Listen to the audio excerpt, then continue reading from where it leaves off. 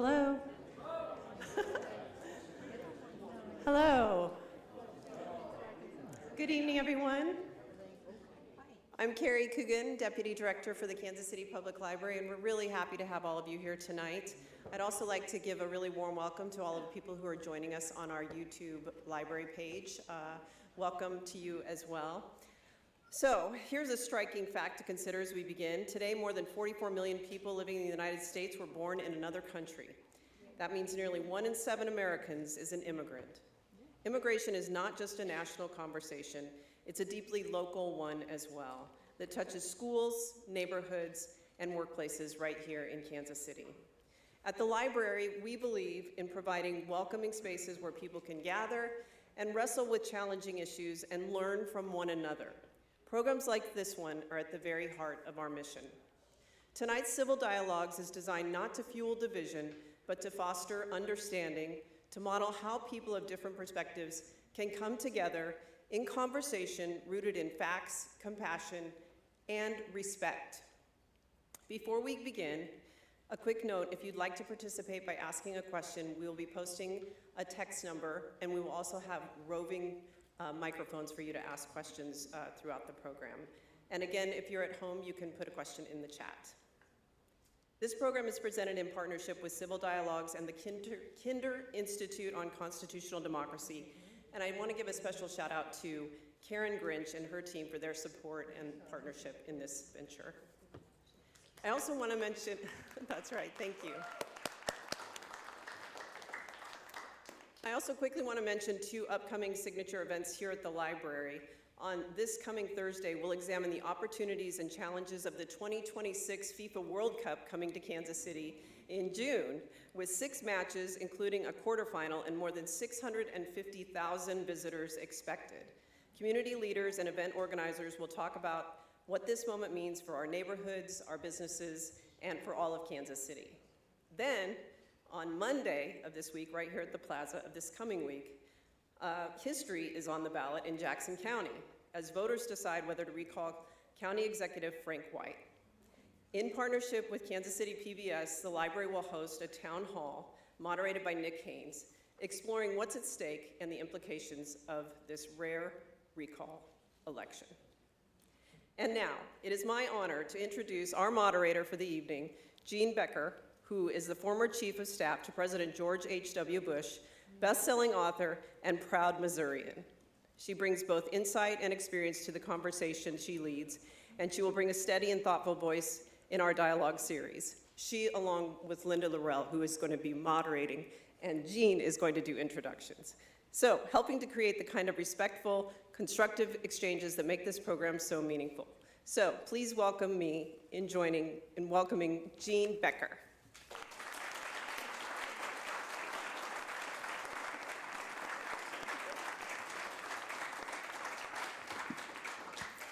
Good evening. Okay, Linda will yell at me if I don't start by telling you to please take a moment to complete the pre-event QR code. If you haven't already done it, I want to see, hold your phones up right now. Okay, thank you. Pretend you're holding your phones up. Anyway, thank you for coming this evening. You know, there's a lot of things you can do on a Tuesday night, so we just appreciate that you decide to come and be with us. I see a lot of familiar faces who attended our last Civil Dialogues event at the Kansas City Library downtown. So don't worry, I'm not going to talk about the 1985 World Series and how as a Cardinal fan I'm still mad. And I'm not even going to talk about Travis and Taylor. We have so much to talk about tonight, we're just going to dive right in. Our topic is immigration. My job is to what I call to set the table for the discussion that is to follow, and then even more importantly, to hear your questions and concerns. We really consider the Q&A as one of the most important parts of these events because we want your voice to be heard and for your questions to be answered. No matter your politics, no matter how you feel about immigration, I had a chance to meet with our panelists. Linda and I Zoomed with them a couple weeks ago, and I guarantee you're going to leave here tonight, your IQ's about ready to go up 10 points. They're smart. They have so much insight into this very complicated issue. But before I turn it over, I'm going to make just a couple of points. As I said, my job is to set the table. I'm going to start by quoting my good friend Charles Foster from Houston, Texas, who is considered the lead immigration lawyer probably in the country. And he graciously shared with me some of his bullet points for some of his recent speeches and op-ed pieces. This is what Charles says. Unfortunately, immigration policy has been a political football as long as our country has existed, with even Benjamin Franklin warning the country about the adverse impact of too many German immigrants in Western Pennsylvania. I'm Becker, German. I'm very offended by this. Anyway, unfortunately, that's never been truer today. We truly believe that immigration should be a bipartisan issue. There's no better illustration of that than the fact that the last major immigration legislation to be passed by Congress, this might surprise you, was the Immigration Reform and Control Act of 1986 under President Ronald Reagan.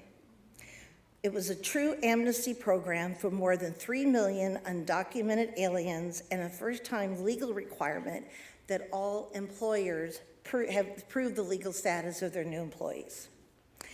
My former boss, President George H.W. Bush, had an addendum to that act in 1990, which modernized and expanded our employment-based legal immigration system. Now, you knew I would find a way to bring up 41's name, and here is what he said about immigration. Nearly all Americans have ancestors who braved the oceans, liberty-loving risk-takers in search of an ideal, the largest voluntary migration in recorded history. Across the Pacific, that may be an immigrant calling right now, wondering. Across the Pacific, across the Atlantic, they came from every point on the compass, many passing beneath the Statue of Liberty, with fear and vision, with sorrow and adventure, fleeing tyranny or terror, seeking haven, and all seeking hope. Immigration is not just a link to America's past, it's also a bridge to America's future. I'm going to actually skip George W. George W. Bush also tried to pass immigration legislation, but I'm going to jump because we talked about there was a bipartisan issue. This is what President Bill Clinton said about immigration.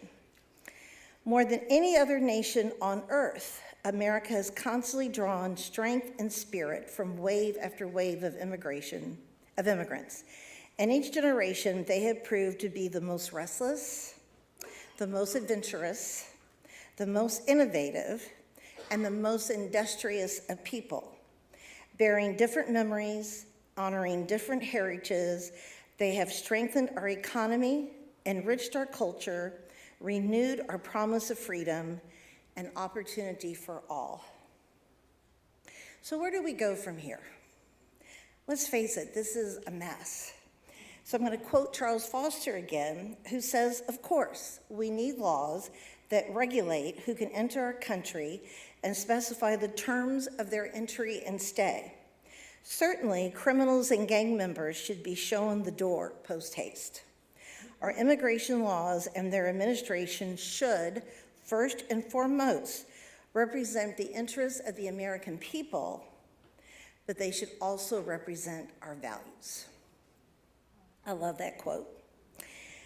Before I turn this over to our panelists, I read something recently that really touched my heart, and for a moment, I thought maybe this was written for us tonight, because this speaks to the heart of what Linda and I are trying to accomplish with civil dialogues.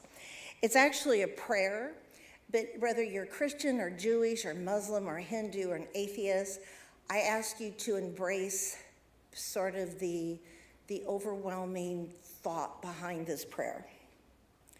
We live in times of fear and division. Sometimes we act as if we are alone, building walls that separate us from one another, forgetting that we are brothers and sisters.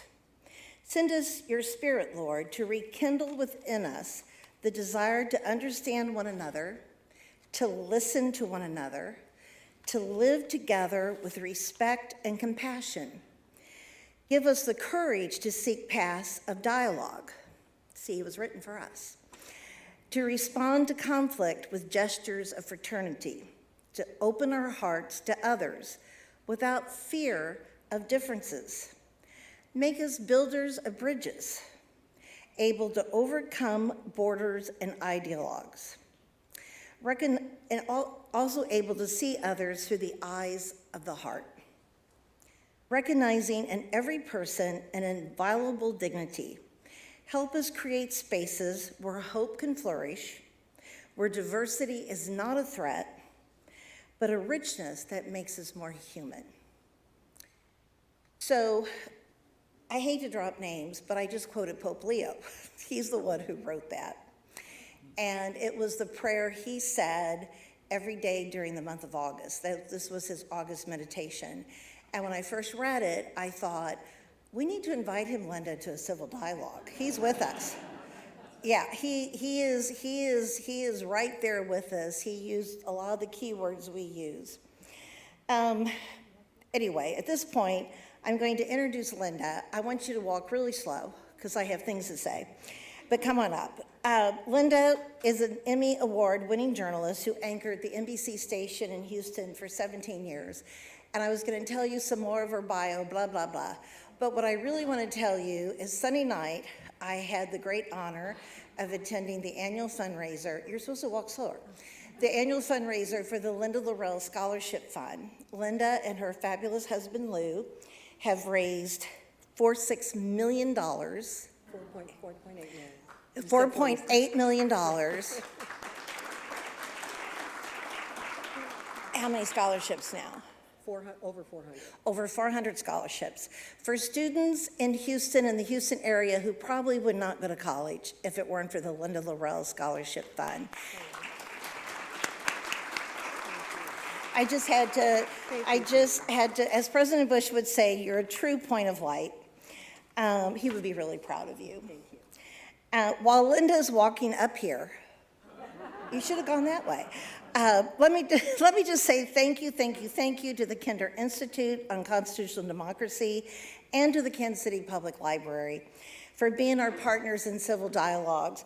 Who needs Pope Leo when we have them? Right. But we'll let Leo come. Yeah, we will. Okay, Linda Laurel, thank you very much. Okay.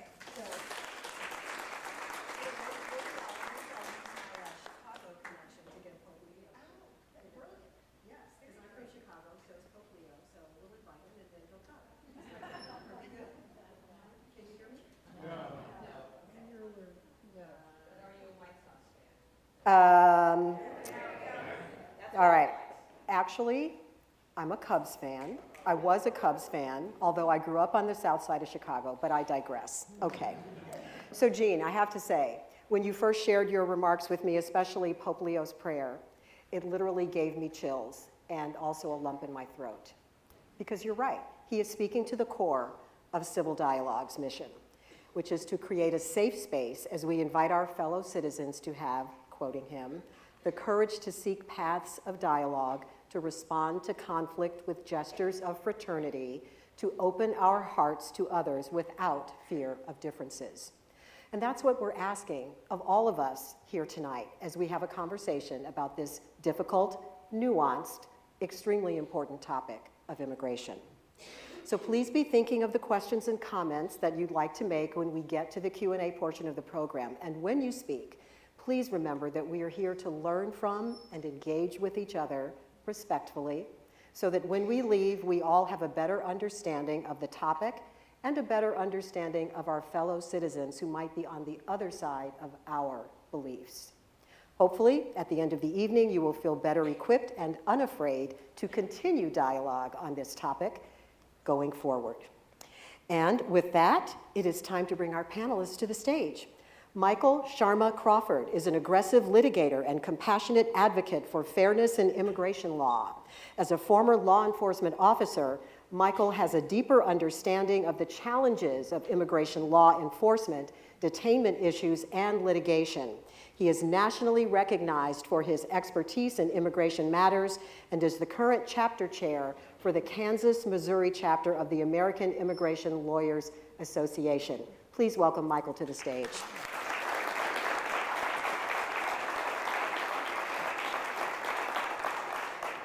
Faramola Shonakan is a proud alumna of the University of Missouri and a former student of the Kinder Institute on Constitutional Democracy. She is now in her first year as a PhD student in government at the University of Texas at Austin, where she focuses on public law. As a first-generation child of Nigerian immigrants, Faramola's academic journey reflects her commitment to exploring questions of law, democracy, and identity through both personal and a scholarly lens. Please welcome Faramola to the stage. And Jay Sexton is director of Mizzou's Kinder Institute on Constitutional Democracy, a nonpartisan center for the teaching and study of the founding and history of the United States. Come on out here, Jay. In his classes, I gotta say more. In Jay's classes, students explore how the fate of American constitutional democracy has always been inseparable from the global fortunes of democracy. And for tonight's conversation, Jay also brings his personal perspective as an immigrant who lived in the UK for 20 years, even becoming a citizen before repatriating back to the US. So, as we begin our conversation, I want to throw a few statistics at you just to sort of help frame where we are. According to Customs and Border Protection, border arrests are down 97% from July of 2024 to July of 2025. So in July of this year, there was a record low 4,598 arrests at the southwest border of the United States. As of August 24th, 60,000 are currently being held in ICE detention centers in various places around the country.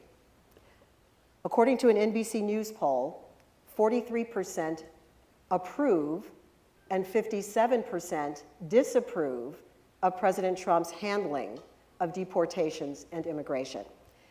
And finally, a June Gallup poll shows that 30% of Americans want immigration decreased, which is down from 55% just a year ago. And a record high 79% of Americans consider immigration good for the country. So with all of that sort of as a backdrop and keeping it in mind, Jay, I'm going to start with you because I'd like for you to give us a little bit of a historical perspective on where we are right now when it comes to immigration. Well, thanks for that, Linda, and thanks everyone for coming today. This is fantastic to see such a good turnout. I mean, this is a really tricky issue, and the polling is volatile, isn't it? It's swung back and forth.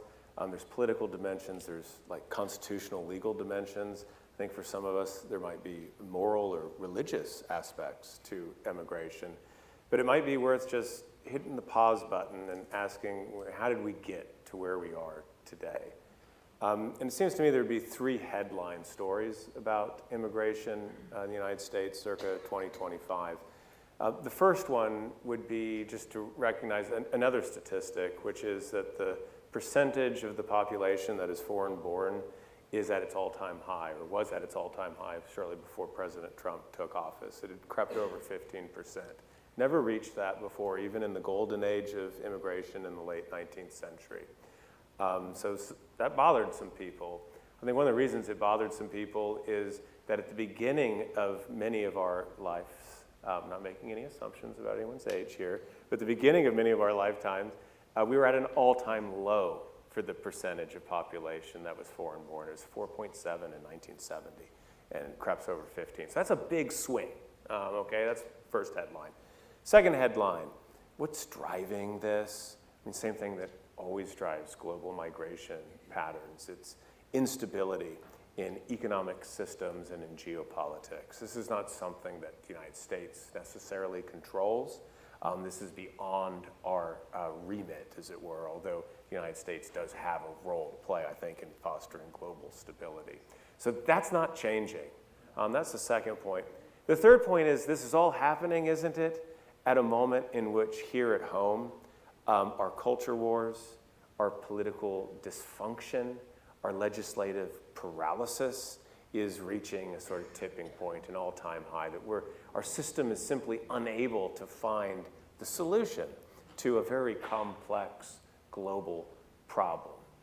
Now, we all know, and it's not like rocket science, and I think our lawyer here will tell us that we have the elements of a functioning migration system, immigration system. We have those elements there. We don't have to reinvent the wheel. Everyone knows that the solution will be some kind of stronger border with a more rational, well-resourced immigration system for legal migration, and then some kind of amnesty or pathway for all of the immigrants that are here currently. That's the solution. Our system has just been unable to deliver it. I want to end on one quick point, and that is, whenever our system is able to deliver it, the results, I think, will be very transformative, if not revolutionary, to our politics. Not just because we would get the immigration, this really contentious, volatile political issue out of our politics, but also because of the demographic and political change that it would yield. Why do I think that? When we closed immigration off in the 1920s, it had that revolutionary effect on our politics in the 1930s. No immigration restriction, no New Deal. That was not the intent, to be clear, of those who advocated for immigration restriction, but there will be unanticipated, transformative impacts of that. So we're going to talk about immigration, but also the future of America, and that's what I wanted to end with. I love that you framed it that way for us, Jay. Thank you. So, Faramola, I would love to hear your perspective on this topic through the lens of being the child of immigrant parents who came here from Nigeria. Tell us a little bit about that story and how it has shaped the way that you look at this topic. Yeah, absolutely. And thank you so much for having me on this panel. I'm very excited to be here. So, you know, I have the historian on my right and the lawyer on my left. And there's me, the second generation, a first generation child of Nigerian immigrants. My parents came to the States in '96, so 2 years before I was born. And my mom came as a PhD student. She's an ethnomusicologist. And so I was born in Indiana, of all places. And one thing that my parents consistently tell my siblings and I is that they didn't realize that they were Black until they got to the States. And so, you know, most people in Africa are largely Black. I don't think that's a secret, right? And so when they got to the States, obviously there's more racial diversity here. And my dad was telling, he told us this when when my siblings and I were quite young, that when he was, I think he was just crossing the street in Indiana, and a truck driver drove past and yelled the N-word at him. And as a Nigerian immigrant, this was a startling experience for him because he did not realize, he heard about it, but he did not realize how prevalent race would be in his experience as an immigrant. And so that's a major thing. I think, you know, when you are an immigrant, obviously that is an identity, but then there's intersectionality. You could be an immigrant and Black, or you could be an immigrant and woman. You could be an immigrant and Muslim and stuff like that. And so I think one thing that I've learned from my parents is that they are not just people that are coming from a different country. They are people coming from a different country with certain identities that the United States has placed upon them, and so they have to compromise with those as well. And so that's something that that I've learned from my parents about the immigrant experience. And then being here in the States, you know, my name is different, and so my siblings and I have oftentimes wrestled with, who are we? Are we African? Are we American? Are we African American? Do we count as African American? And so these are things. These are conversations that my family and I have had for 30 years now, since my parents have been in the States. So yeah. Thank you for sharing that with us, Faramola. Michael, you have a background as a law enforcement officer, and you're now a litigator, and you are working directly with immigrant families that are dealing with the current situation as it exists right now. What are the, say, two things that are top of mind for you from both of those perspectives as it relates to this conversation? And thank you for having me, and thank you all for coming. I think the first piece is leaving a law enforcement background of nearly 15 years and dealing with the criminal justice system and understanding and being told that these are the protections, these are the things you as a law enforcement officer have to do or cannot do, and the ways you're restricted by statute, by constitution, by training. It's surprising in the enforcement aspect to see that you have an agency and a process that is devoid of that gatekeeping, in the sense that there are statutory protections for non-citizens and there are statutory controls for the way that enforcement activities should be carried out, but there's a long-standing practice of those not occurring because the consequence to that ends up in a federal administrative civil courtroom that doesn't really care about a suppression motion, that doesn't really care about the method or manner of an arrest, that doesn't want to really talk about the actions of the agents or the lack of narrative in their paperwork. Those things would trip up your average law enforcement officer. The other thing that they don't want to really care about is how those agents comported themselves at a house or in a community. Because again, while there would be a place to call, you would call internal affairs, you would call somebody to say that police officer or those police officers manhandled me or acted inappropriately. Those consequences don't exist. What we found shocking, and when I say we, my wife, my partner and I, is that we would contact ICE and say, we need something from our client, we need to speak to our client. And they would go, yeah, we're talking to them. I'm not there. What do you mean you're talking to my client? Yeah, well, it's just civil. It doesn't matter. But it does. If you were involved in a traffic accident and you were injured and you hired one of the billboard attorneys to represent you to make more money out of that or to get what was your due, you're represented by counsel. That's a civil matter. If the other side called you or their investigator called you and tried to talk to you, your attorney would have a conniption because you don't do that. You're represented by counsel. If anybody wants to talk to you, they would go talk to your attorney. That doesn't exist in the immigration practice.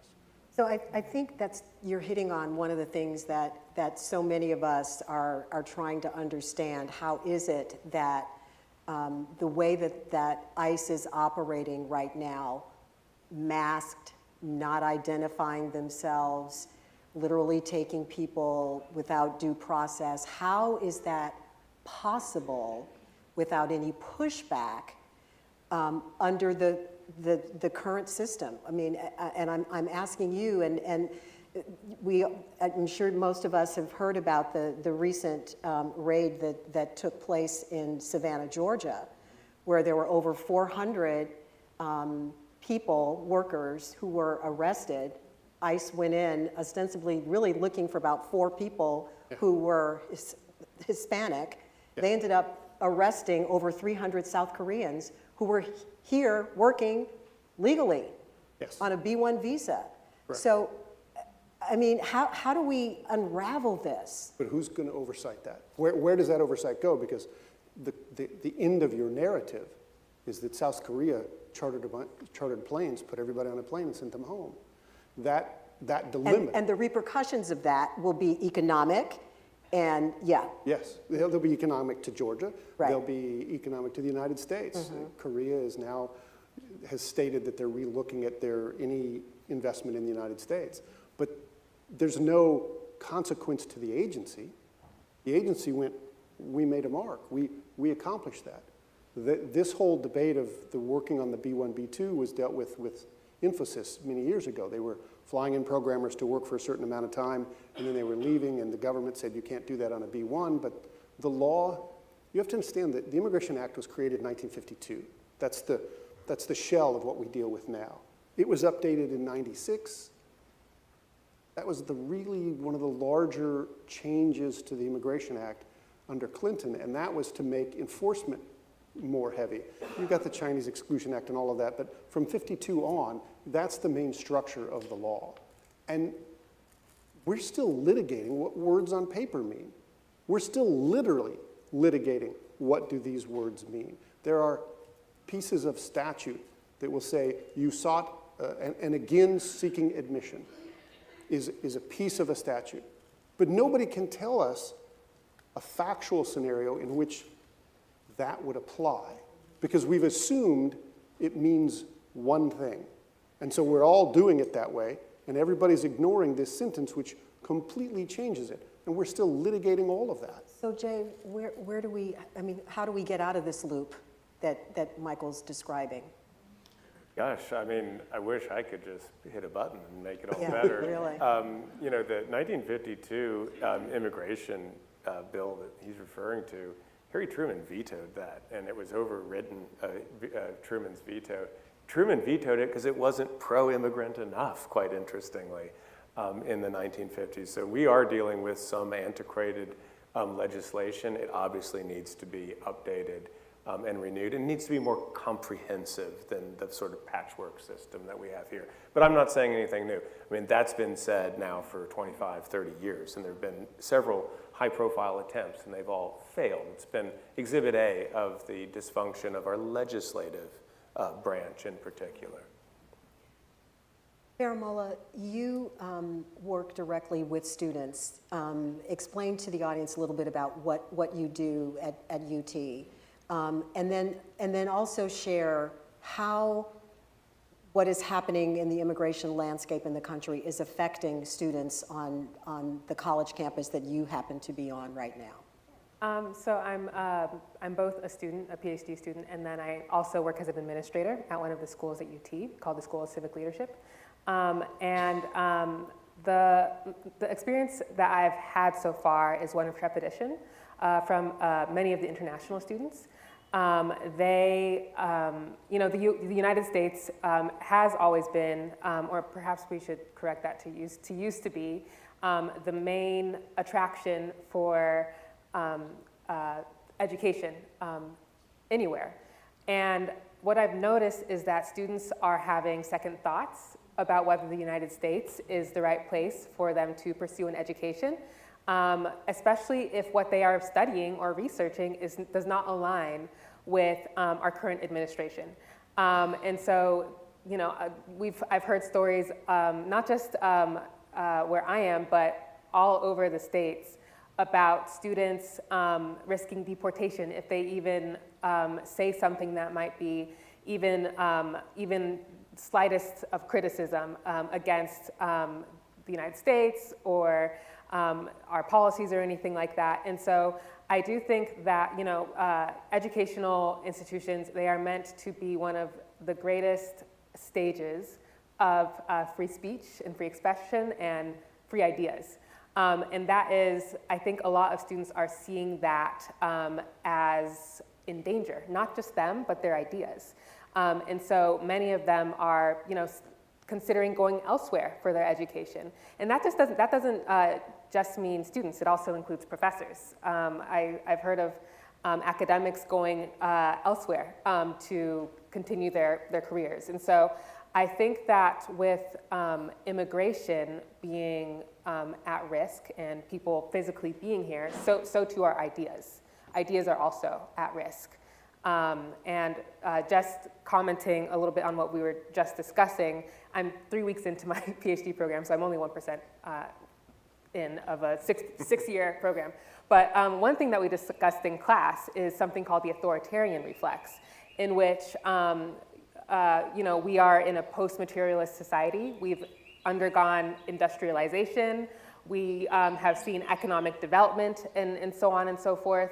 And as a result of that, of achieving democracy, at reaching our pinnacle, we have also seen massive inequality. And one thing that results from massive inequality, the cultural backlash that occurs is xenophobia, is something that I've learned in class. And so it's very timely that I've learned that. And so in some ways, you know, this cycle that we're talking about, in some ways it's also been predicted. People have anticipated that this has been happening for not just the United States, but for other countries that are experiencing that authoritarian reflex, like France, for example, and so on and so forth. So Michael, I want to talk a little bit about the courts and how the courts how they are reacting to the various levels of litigation that are coming before them. There was obviously a recent Supreme Court decision that lifted the restrictions on the ICE raids in Los Angeles, which means that there can be very sort of a broad brush of criteria that law enforcement officials can use when deciding that they want to stop someone and question their citizenship. And those things being whether the person speaks with a foreign accent, looks like they might be Hispanic, or hangs out in a place where they're day laborers. It's that broad. Talk to us a little bit about what that means, if that type of a ruling is allowed to stand, and from the perspective of those who are championing that ruling and thinking, okay, this is what President Trump was elected to do. He's doing what many Americans want him to do. And so what's the problem with that? Help us understand a little bit. Well, the dragnet of your skin tone, your language, and where you happen to be has also ensnared quite visibly in this YouTube, everybody has a camera society, a number of American citizens. And there is no protesting when the masked agent grabs you and drags you into a car. You stay in custody for 2 to 3 days, and you're going to be held until you can prove you're an American citizen. Now, I know sitting on the stage, even with all the ID that I have, I can't prove I'm an American citizen. I don't have a passport card, and my passport is at home. So is my birth certificate. I don't carry any of that documentation with me. So I think we have that problem. From a court perspective, we're about as close to a crisis as we can get. For Kansas City, we have 3 immigration judges in Crown Center. You have 53,000 pending cases for 3 judges. There's 4 million cases nationwide. So the immigration court, the next appellate body above that that's also a civil administrative body is the Board of Immigration Appeals. They just passed a decision 2 days ago. I might add they've handed down 40 precedential decisions in the last 8 months, which is at a rate that is unprecedented. So one of the most recent decisions dictates that if you ever, at any point in your life, entered the United States without permission, even though if you now have, as you sit here in the United States, the ability to fix your status, something has happened and you are now, I love the phrase of doing it the right way, you're now doing it the right way. But if you are apprehended by ICE and your initial entry or your entry to the United States was without permission, and there hasn't been a subsequent permitted entry, that you are subject to detention without bond.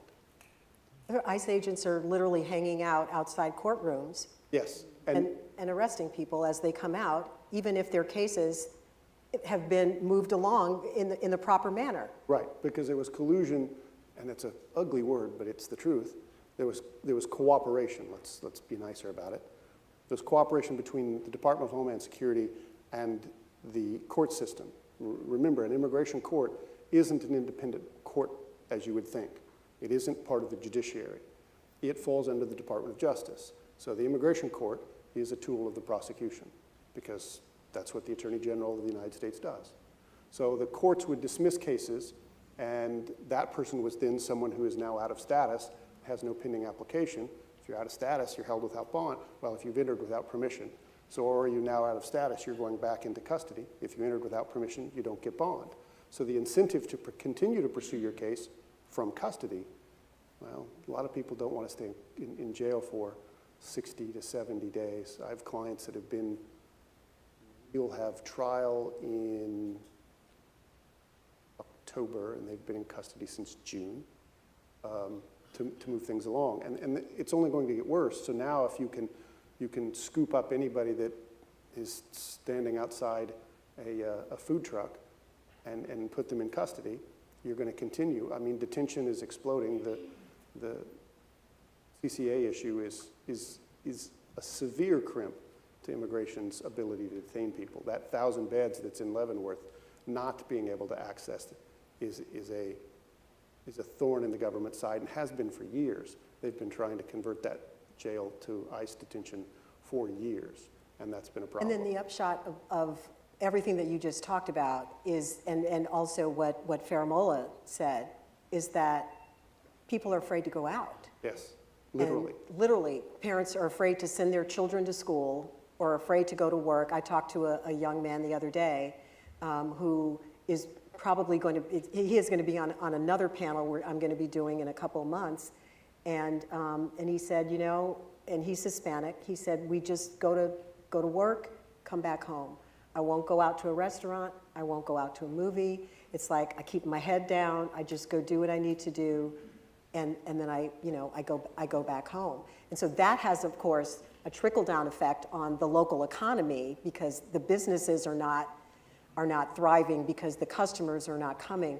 Jay, help us sort of put this into some perspective again in terms of I know you always like to talk about the we the people part, which is really important, that we the people are such a critical part of this democracy.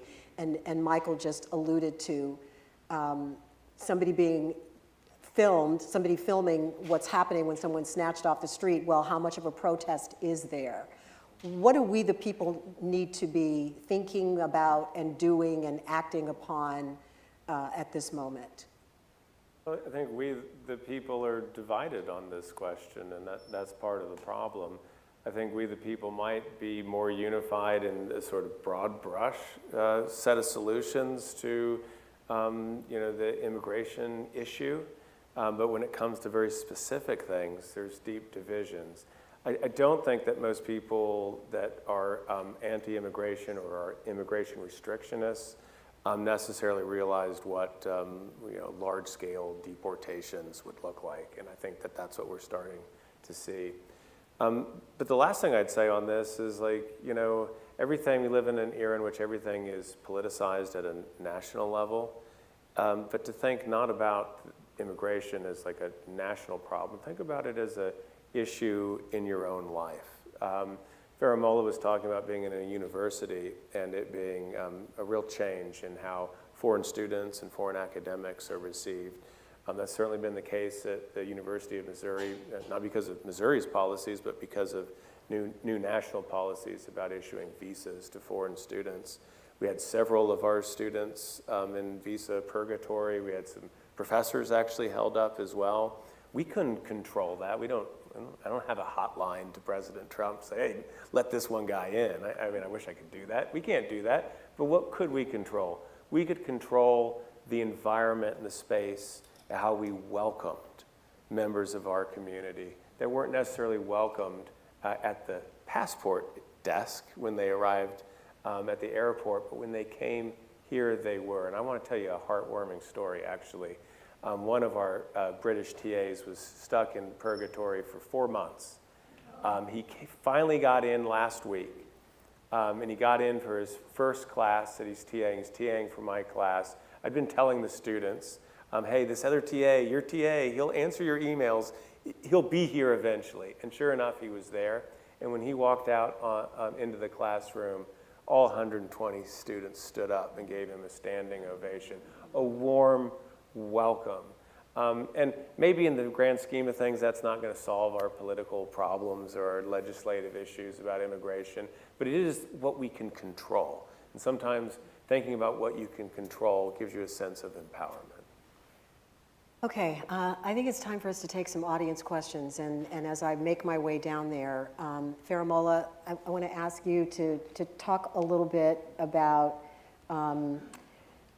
obviously you can't speak for your generation, you're the young person on the panel here, but I would like to know, the kinds of conversations that you and your peers are having about the country and the future of the country. When you think about that through the lens of immigration, can you share a little bit about that? Sure. I think that maybe my peers are a bit more brutally honest about their where they are right now. I think a lot of them would say everything sucks. There's nothing really that we can do about it. And I think for a lot of them, hearing, oh, just go vote, I think to a lot of them it feels a bit dismissive, and it feels like it doesn't really work anymore. As the recourse for changing things, go talk to your representative, go, write a letter to your senator and stuff like that. A lot of them are like, I think their secretary will read that and then throw it away, that representative. And so I do think that there's a level of cynicism that a lot of my peers are experiencing. And so, however, I think one thing that is distinct about my generation is that they use social media as, the mechanism by which they express their content and discontent with how things are going in this country. And, the U.S. has responded in kind to the use of TikTok, for example, and how people use that. And so I do see this sort of this tension, not just between social media and our government, but between my generation and those that are younger. I'm not that young, and those that are older, and how we choose to express ourselves. Okay, let's have some questions. I've got a taker right here. Yeah, my question's a little bit different. My question involves a quick statement. I was in a barber shop, and there was a farmer in there who's they were raising hell with him, so to speak, for bringing all these foreigners to work the strawberry fields. And he said, well, Americans won't do that kind of work. They just won't. And one guy yelled out, well, you've got 4 strapping boys, why don't they pick strawberries?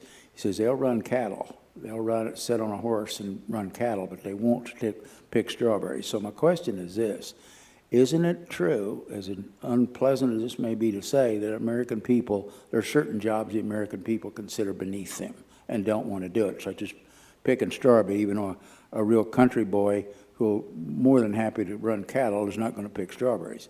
So is that a problem that Americans don't want to do certain jobs? Thank you for the question. I'll take that. I don't think it's that Americans don't want to do certain jobs. I think that certain jobs are too low paid. And this is what I was getting at about the way in which immigration fits into labor and into the distribution of political power. That when you have high immigration, it makes it difficult for labor to be organized. It depresses wages. That's just the way a market economy works. And this is what happened when you shut down immigration in the 1920s. This is how you get the New Deal. Labor all of a sudden becomes dearer, wages go up, union membership skyrockets, the working class is organized in a way that it hadn't been in 50, 60 years, and politics is completely transformed. You're starting to actually see that happening right now already, separate from a resolution to the immigration question. But if immigration is cut off, I think you're going to see that put into hyperdrive. That's what I'm talking about when I say there will be transformative and unanticipated consequences, not just to the immigration, but to our whole political and social system. Okay. Jay, I'm glad you mentioned the Immigration and Nationalities Act of 1952, because I wrote a book on that once in the last century. It had 3 readers. It was called a master's thesis. But I was shocked to learn that really it's still the same. It's the law of the land. It was tweaked in '65. You mentioned it tweaked in the '90s. And it's a real fundamental crisis. What are we going to say about immigration, and do we care about it? I think the aspect of who do we want and who should we ask to come is different from what Michael was talking about, the enforcement stuff. I think a lot of us would agree that that's pretty rogue right now, but we need to address we and our legislators need to address the basic question. We shouldn't be living with a 1952 law, because we really are. It needs to be fundamentally changed or fundamentally looked at again comprehensively. No, you're absolutely right. And we know we can create a system that works, because if you just look at the temporary protective status system, TPS, you've got Nicaraguans, Hondurans, and El Salvadorans who've been on that system since the 90s, for 98 to 2000. And those folks, so you have 600,000 people who have been in TPS for those countries in that amount of time, which means they can only have 1 misdemeanor conviction, no driver's license. If you have 2 no driver's license, you're out of the game. So they've been crime-free. They go back every 18 months and reapply. They get a work card for it, so they've got salary, or they've got employment coming in with Social Security being taken out and taxes being paid. And they've remained that way for nearly 30 years. So we know there's a system we can build that filters people for what our needs are. We just don't have the legislative The will political to do it. will, the political will to make it happen. And so many of the things that you just articulated are in the Dignity Act, which is a bill that is currently making its way through Congress. I believe it's still in the House. It's gathering support. And it's a bipartisan bill. A Republican from Florida and a Democrat from Texas. Over 30 organizations across the country have signed on to this, and it's gathering support. The solutions are there. It's not rocket science. Like you said, we've done it before. We could do it again. A lot of those same things were in the bill that was voted down during the presidential election. Right. And now here we are. What's your question or comment, ma'am? I got it. Thank you. Okay, I think we all know that we wouldn't leave the United States and migrate to another country unless we had a good reason or we couldn't stay here. That's true for many of the Americans who have come, many of the immigrants who have come here, especially the ones from Latin America. They couldn't stay where they were. And they couldn't stay where they were because of NAFTA, CAFTA, the drug war, dictatorships, coups, and climate change. And we know this is true, especially for Mexico and Central America. Yet, nobody talks about how U.S. foreign policy has driven people out of these countries. And if we really want to talk about how do we deal with this crisis, we need to talk about that as well, because people are going to keep coming. Thank you. Anybody want to speak to that? Just a I mean, great comment that needed to be made. I think that's absolutely right. And I think that we were talking about solutions to the immigration question. It is legislative, streamlining our process, updating the old 1952 Act. Don't worry. In the days of chatbots and AI, these old dissertations and master's theses are being rediscovered. It's happening. So you might have a whole lot more readers soon enough. So there's the legislative response and then the enforcement mechanisms, but it ultimately has to be an international response. And I would just say that it's not just U.S. foreign policy. If you think about the immigration issue in Europe, that's because of collapses of regimes in the Middle East and North Africa. And it looks quite similar, actually, to what you're talking about in Central America and Venezuela and so forth. But you're, of course, absolutely right. We have 2 people in the middle, but before we go to you, we have questions coming in from our online folks, and we want them to feel like they're part of this, so let's do an online one next. If current policy is about cracking down on illegal immigration, why don't we hear about employers who are hiring people illegally? Why aren't they being punished? Ooh. Who pays the most to politicians? Oh, sorry, was that my outside voice? You want to take that, Michael? No, I think it's actually an economic issue. If you look at President Trump's last term, he pardoned, I can't think of the name of the meatpacking plant that was raided, and they prosecuted those owners, and then they were pardoned by President Trump. There's been 3 restaurant raids in Kansas City, one in Branson, one in St. Louis. You got great footage of the workers who were supposed to be the victims of trafficking being led away in handcuffs, but I haven't seen an indictment for any of the owners. It's easier in the moment to take the statistic for the win than it is to go into federal litigation, to go into federal district court with a United States attorney to gather the evidence necessary, to make the case necessary, especially if you've, in the sake of statistics, you've removed all the witnesses. So let me add one more thing to that. Because I actually know and have spent a lot of time talking to some of the owners, some of the business owners who have told me on multiple occasions that E-Verify to them, and this is in their words, is a joke. That it doesn't work, and that it's not because they don't want to do the right thing, but it's the way that the system is set up. It is very difficult for even the best intentioned employer to verify that someone that they've hired is in fact legal when it is so easy to get a fake social security number and a fake ID, and then the burden becomes on the employer to then try to verify. How do they verify that? It looks real, and it's been accepted by the system. So in some cases, the employer is wanting and trying and has every intention of doing the right thing, but the system is not designed for them to be able to follow through and do that. So there's that. Go ahead, Jean. Okay, we have two people in the middle here. Ladies first. I have a unique perspective, I think, in a very real sense. I lived in Central America for 22 years. I've moved back to the States. I'm a Spanish interpreter, until I retired. But I also worked with taxes for Hispanics, and between doing taxes for people who don't have a real Social Security number, are using Social Security number, and turning them over to using a tax ITIN number.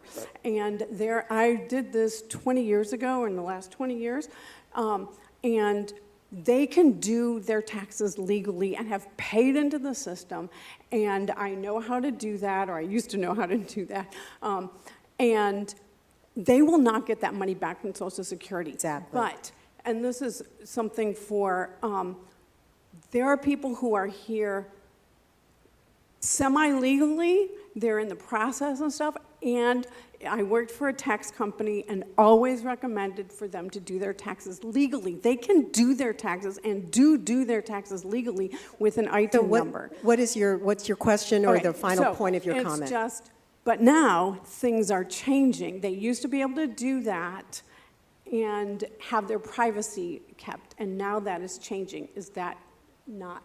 Yeah, under DOGE and all of the recent changes, the IRS has been allowed to give certain information out to ICE immigration. So you have to understand that the guy or gal that you see with the gator mask up over their nose isn't necessarily the one that you're concerned about. What you're concerned about is both the Israeli software to hack phones and Palantir as a data gathering system that is out there churning all of this data into usable reports, so that if you're looking for someone or you're trying to track someone, that you have that intelligence available to you as a law enforcement officer to begin reaching further into the system. Those are the pieces. Everybody's worried, well, if I pay my taxes, it's going to put me on the marker. I mean, it's not now, but at some point when they get more desperate to keep their numbers up around the 2,000 arrests a day across the nation, I mean, their goal is 3,000, but they haven't hit it yet, then they're going to start turning to these data mining and this information to try and figure out who and where you are. So it is a concern, and yes, it does affect their ability to file their taxes. Okay, we have one more question in the middle. Thank you. We talked earlier about the manufacturing plant outside of Savannah, the Hyundai plant. The instance that talking about is a battery plant right next to it. But it's by far the largest industrial project in the state of Georgia ever.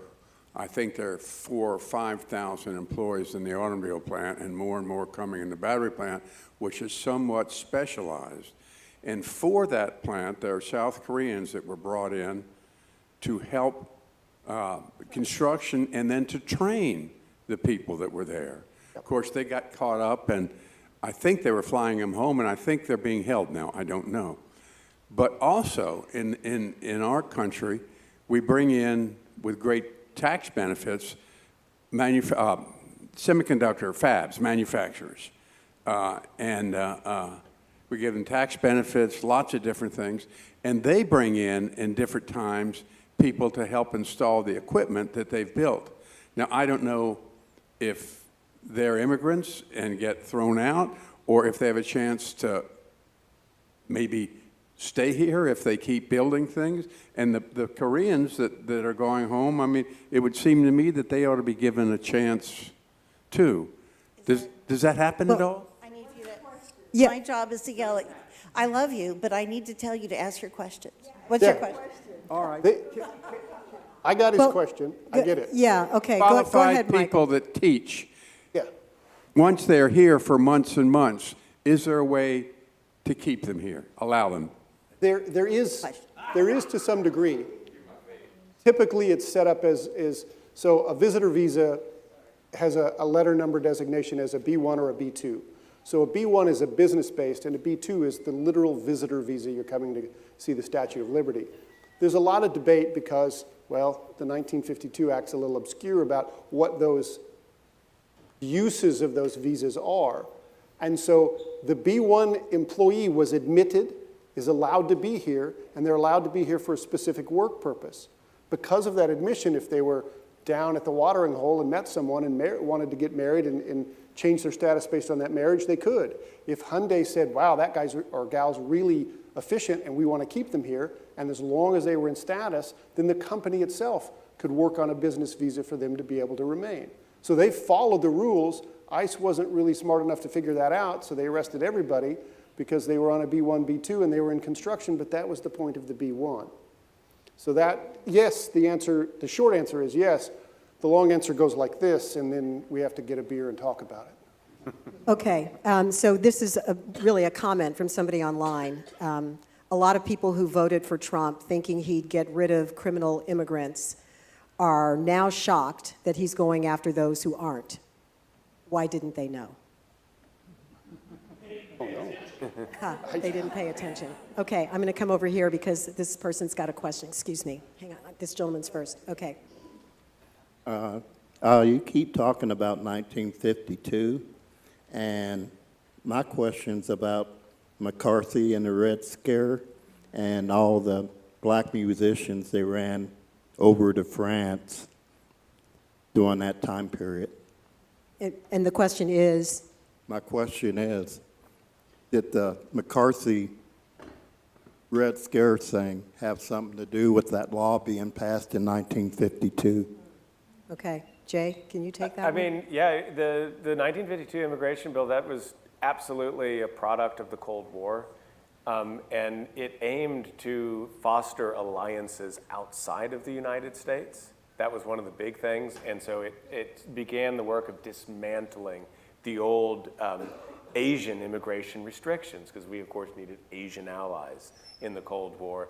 But it also had that strong anti-communist streak to it. So it allowed, it allowed types of ideological deportation.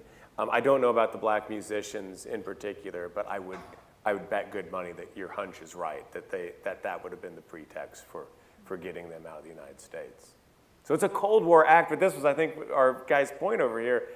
We're not in the Cold War anymore, guys. It's a completely different geopolitical system, and so that old act, like its objectives, no longer really pertain to the world in 2025. There's also a social context to that act, a way of thinking of who was going to be the immigrant, that you were going to get a patriarch or a father who comes to the United States to work and then brings the family with him.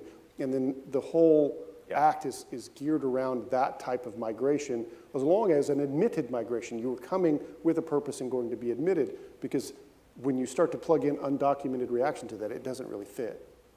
Okay. Dean, go ahead. We have.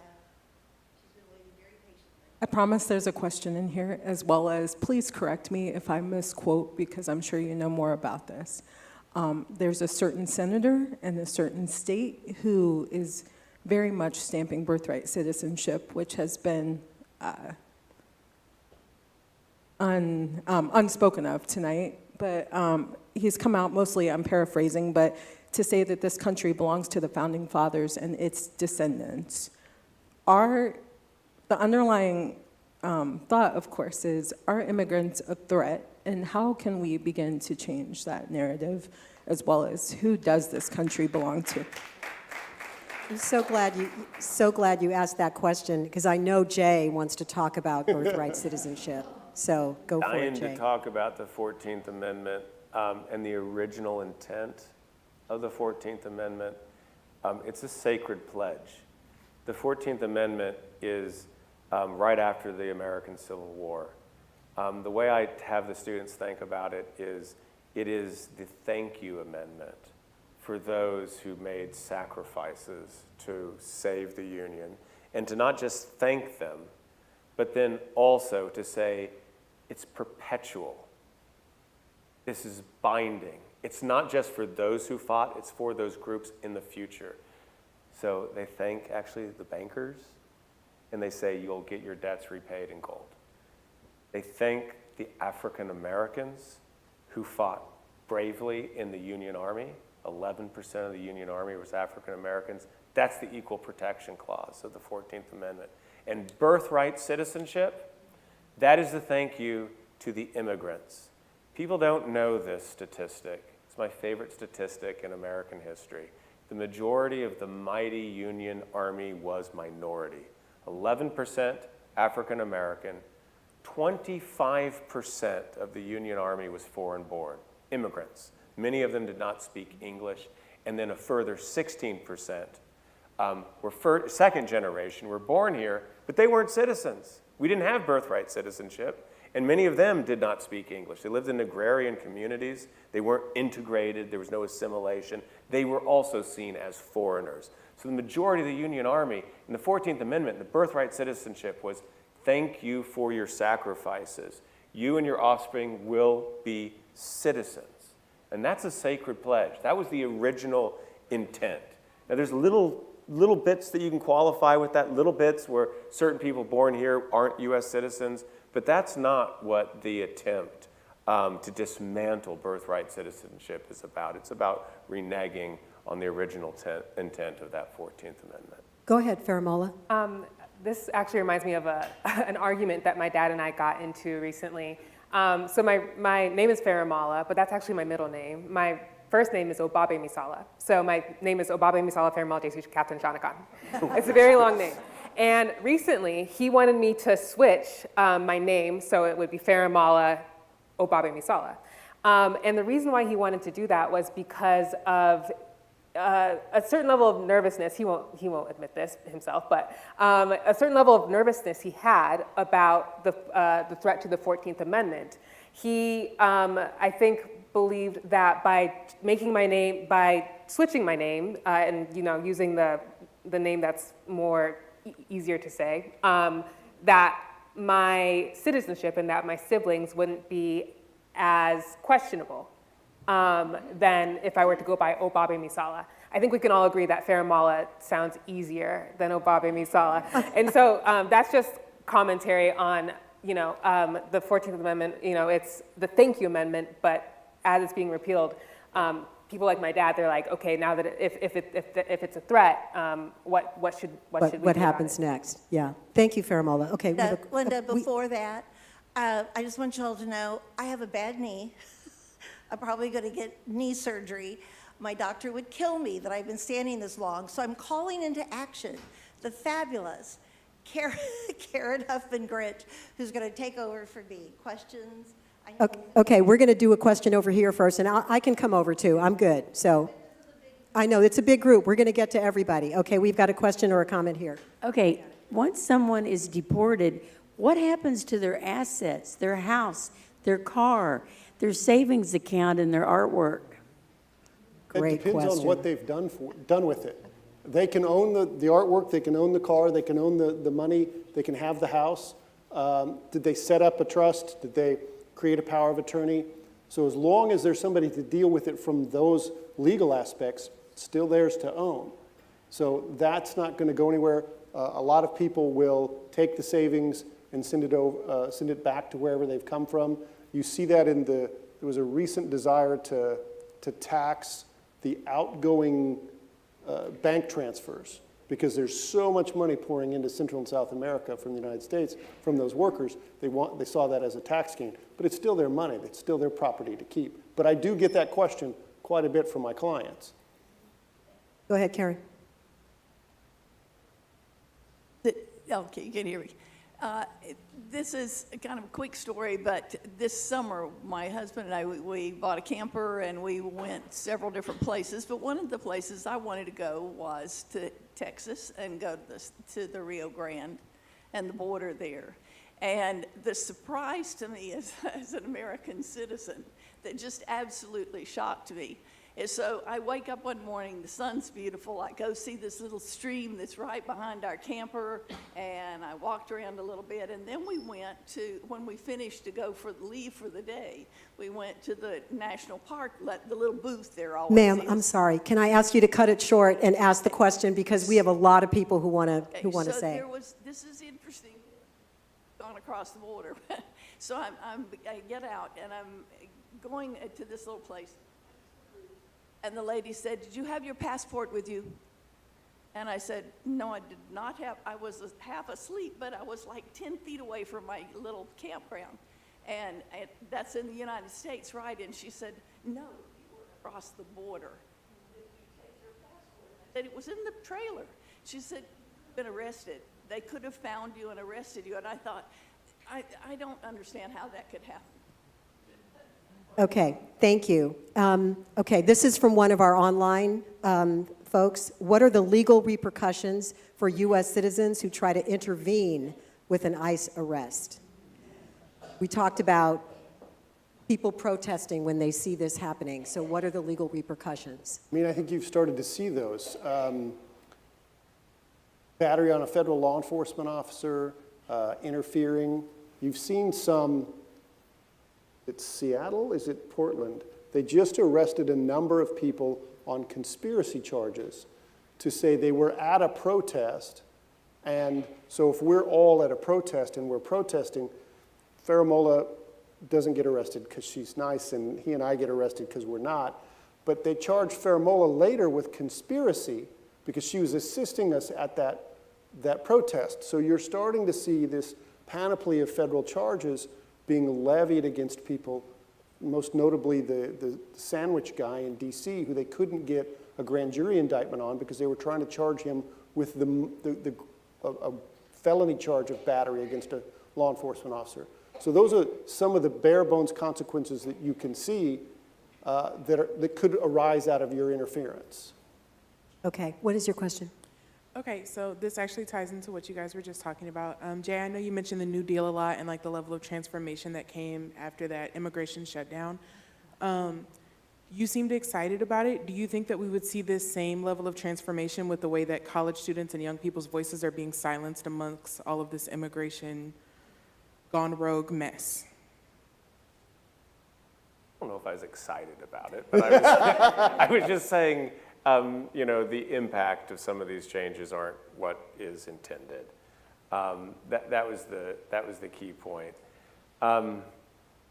As in terms of free speech and university campuses and talk of authoritarian backslide or democratic backsliding authoritarianism, my view on this in general is that, you know, we saw wars where we tried to implant democracy in places that didn't have that tradition, and it didn't work. I don't think this is hospitable soil for an autocratic political system. That doesn't mean be passive and just wait, but I'm not like on DEFCON 5 when it comes to that, like some people are, and it's because I take the longer view, as it were. One more quick point, it just hasn't come out, and let's do some justice to the other side, the anti-immigration side. I mean, one thing you'd have to say about the Trump voting coalition that's quite remarkable is that you have the really anti-immigration restrictionists, some of on an unsavory type, but you also had increasing number of naturalized immigrant votes for the Republican Party. This was one of the underrated sort of geniuses of the Republican Party in the 19th century, is that it appealed both to anti-immigrant forces and to certain types of immigrants, normally Protestant immigrants. And that helped build a coalition. That changed the nature of the Republican Party over time. I suspect if that coalition holds for more than just one or two elections, it would change how the Republican Party looks at immigration. But it is quite an interesting phenomenon. That's one of the things I was talking about when you thought I was getting excited. Karen? Michael, notwithstanding the few people who've gotten caught in the snare as American citizens and can't unwrangle themselves, and your family who came probably under the right circumstances and you were born here legally. My question to you guys is, given what's going on today, isn't this entire conversation driven almost entirely about those who have come illegally? And what should be the expectation of the American people to help them understand what's here when they get here? And what is our responsibility as American citizens to fix the fact that they came here illegally?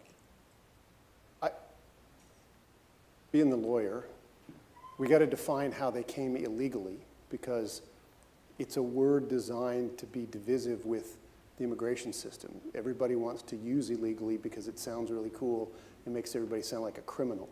So if you want to say that they came without documentation, there's a large population that came without documentation across the southern border in that typical manner. There's a greater population that came with permission, that entered the United States legally and remained here because they came on a visa. And so the question is what do we do with them? The people that came to the southern border, the terrible border control that everybody wants to assert to Biden, and every time there was a caravan of people coming, they're coming here for one particular purpose, and that's to work. That's the purpose that they're coming here for. Yeah, there's a fair number of folks that are fleeing, and they're fleeing things, but they're fleeing a culture of domestic violence. They're women that are fleeing a culture of domestic violence. There are, as Judy was saying, people that are fleeing because of climate change to their subsistence farming. And so they're coming here, and a large portion of my clients say, I came here for a better life. Well, we know how to fix that. You as citizens know how to fix that because you all tell me that you want them to do it the right way. A great number of people, I've had more than one client who was in the process of fixing their status based on the visa entry they got to the United States and the application that they applied for, and they were in the system waiting. They got caught up in a raid. They got profiled in their own parking lot. I said, well, your original visa is now expired, but I have this application pending. I even have a valid work card. I'm allowed to work. I have a driver's license. No, your original entry, 5 years, 4 years, 8 years ago, has expired. We're taking you into custody. So you tell me what's the right way and how it is you want this system to comport. Because I can tell you how it's broken. I can tell you the easy way to fix it. But then you all have to tell the government that that's what you want. Because I'm running out of fingers and the dike's leaking. Okay. You have a question? So I was listening and I found out that around half of people in today's economy believe that immigrants pose a threat to the economy. Do you believe that's correct, or do you think there's anything we could do to change people's minds about that? Such a great question. How old are you, may I ask? 13. 13. I love being an engaged citizen at 13. Thank you. What a great question.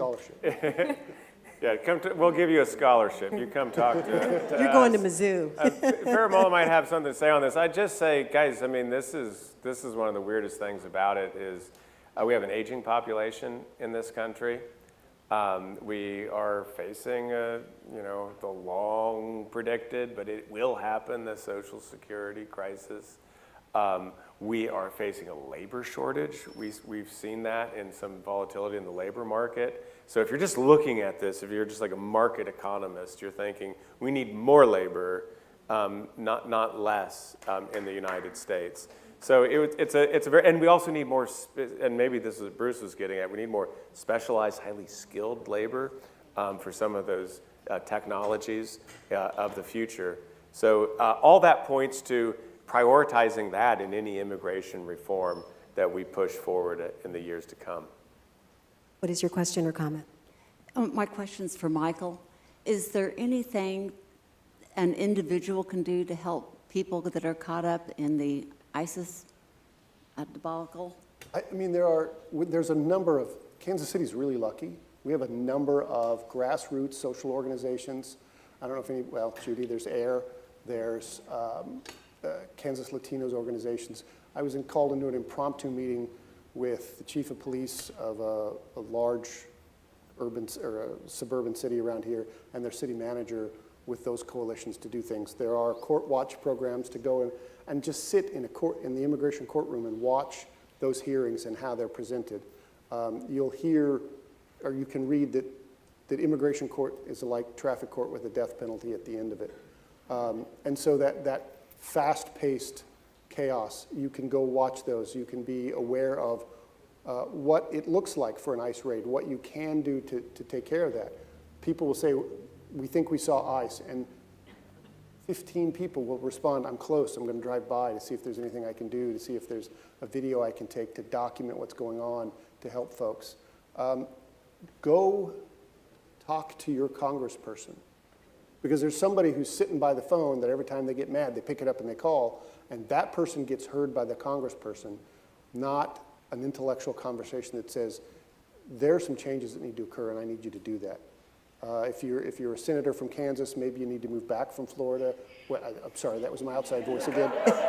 That you need to be, this is a priority to us because it's a community priority, it's a labor priority, whether you're a business owner, whether you just have people in your neighborhood that you like. Those calls and letters really do make a difference. And that's one of the biggest things we underestimate the power that we have when it comes to that. Yeah, we do. Okay, Karen. I think you all here are missing the point. What kind of people are these? They don't live in peace with each other. They make a terrible country. That's why they're here. They can't govern themselves. Why should we allow them to transport their population into this country when they can't live in peace with each other in a country of their own? It's all a mess. That border is a mess because we are allowing it. We should shut the whole thing down. We should have shut it down a long time ago. The reason why the politicians are allowing it is because they want the votes, especially the Democrats. They're not going to say anything bad about immigrants because they're going to lose that vote. So they allow this mess to continue on indefinitely because it's politically unprofitable to shut it down, and it needs to be shut down. The whole thing is a mess. Sir, may I ask you a question? Yes. May I ask you a question? Do you think there should be any form of legal immigration to the United States? Not from third world countries, no. Give him the microphone, please. You said not from third world countries, is that what you say? Not from third world. Those people can't govern themselves. Okay. Thank you, sir. Thank you, sir. Okay, there was yeah. We are. We're gonna wrap it up. We're gonna wrap it up. But there are a couple more questions, and I've got some online questions here that I'd like to get to. What's your question or comment, ma'am? I got it. My question is, when we talk about the right way, does that mean then any application by anyone at any time in any quantity then becomes the right way? Is there any limit that you can imagine as opposed to what we experienced over the last 10 years? I don't know what you mean by what we experienced over the last 10 years. Let me take one example for you. And unfortunately, my peers are at fault in some of this. So I'll take some of that blame for my lawyer brethren who have not been as ethical as I would have liked them to. But let's look at the U visa that is a visa for victims of crime. And you have to demonstrate certain things. You have to show that you were a victim of a statutory crime, that you were subject to extreme harm or great psychological harm, and you have to put that whole package together and you have to send it off to the government. There are 10,000 U visas a year. There are over 100,000 in the queue.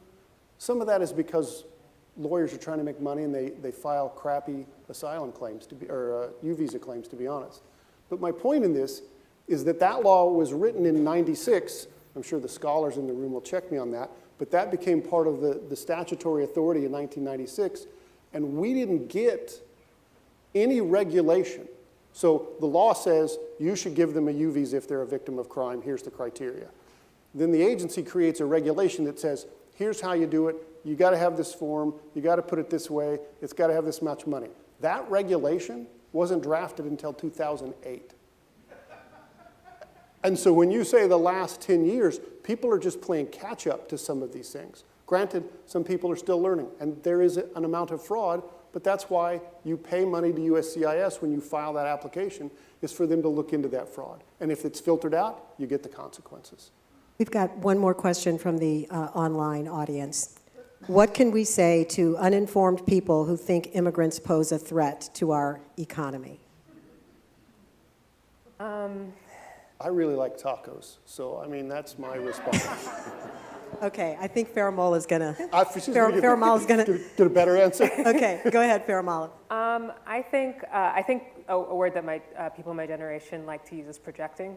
And I think that oftentimes whenever, immigration becomes hot button, as it does in a cyclical way, we need to think about what are we really angry about in our society, what is really making us unhappy. And so, answering that young man's the young man's question about the economy and stuff like that, it oftentimes has to do with economic inequality.